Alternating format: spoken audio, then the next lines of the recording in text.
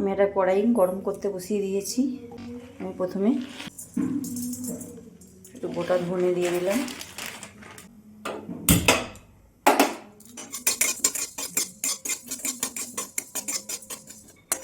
এরপরে দেবো আমি 1 চামচ গোটা জিরে,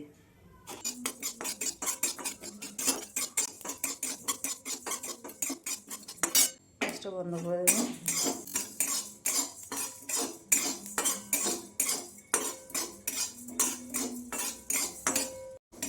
ভাজা হয়ে গেছে, আমি এটা শিলপাটার মধ্যে ঠান্ডা হয়ে গেলে গুঁড়িয়ে নেব।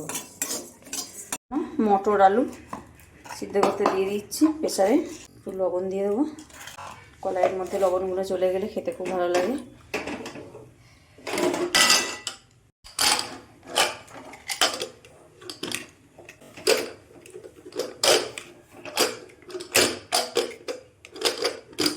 তিনটে সিটি দিয়ে দেবো।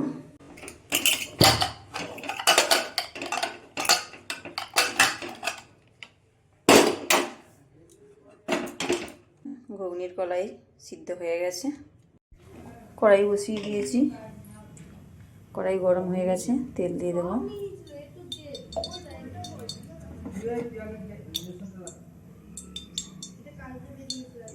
এখানে 250 গ্রাম মটর নিয়েছিলাম, আর আলু দিয়েছি মাঝারি সাইজের দুটো।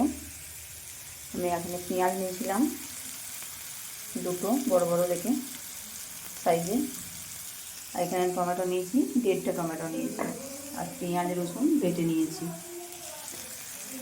যেমন লাগবে তেমনভাবে বেটে নিয়েছি।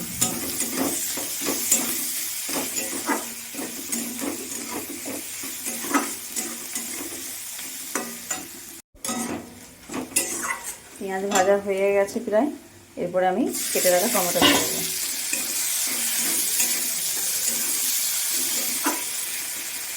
টমেটোটা একটু ভেজে নেব। টমেটো অনেকটা নরম হয়ে গেছে, কষতে কষতে আরও নরম হয়ে যাবে, গলে যাবে। পরে আমি আদা রসুন বাটা দিয়ে দেবো।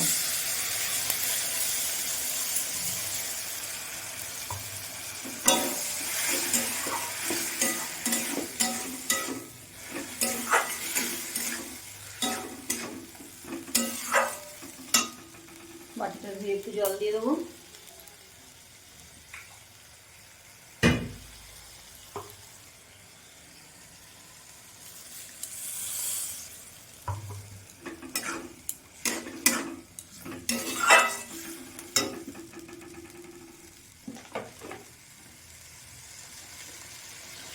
দিয়ে দেবো ধনে গুঁড়ো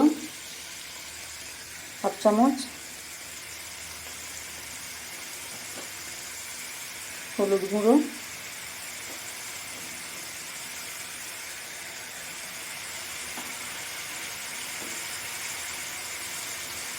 দিয়ে দেবো লঙ্কার গুঁড়ো,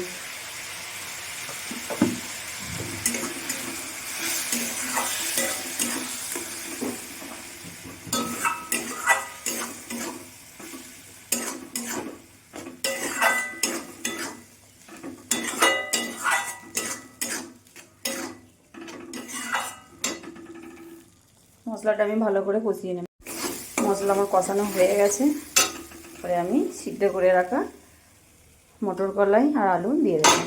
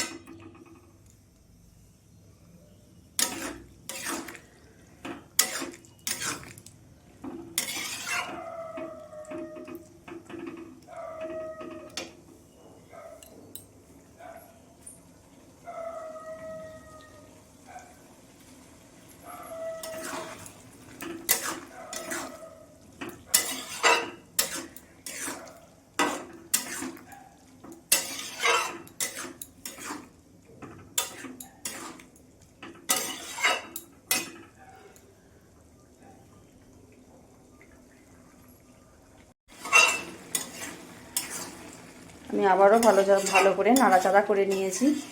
এরপরে আমি জল দিয়ে দেবো। কলাই আলুটা আমি মশলার সাথে ভালো করে নাড়াচাড়া করে নিয়েছি। আমি পরিমাণ মতো জল দিয়ে নেব।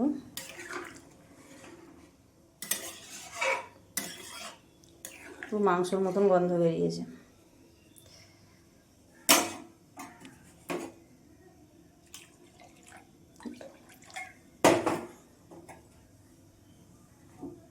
আমি 10 মিনিটের মতো রান্না করে নেব।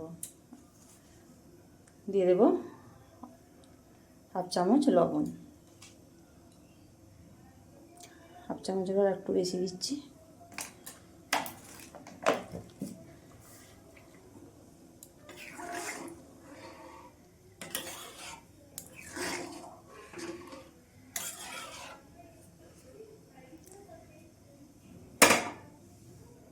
আমি 10 মিনিটের মতো রান্না করে নেব।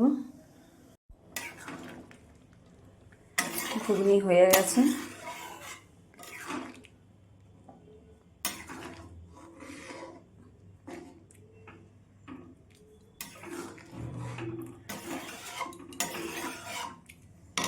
গ্যাসটা আমি বন্ধ করে দিলাম।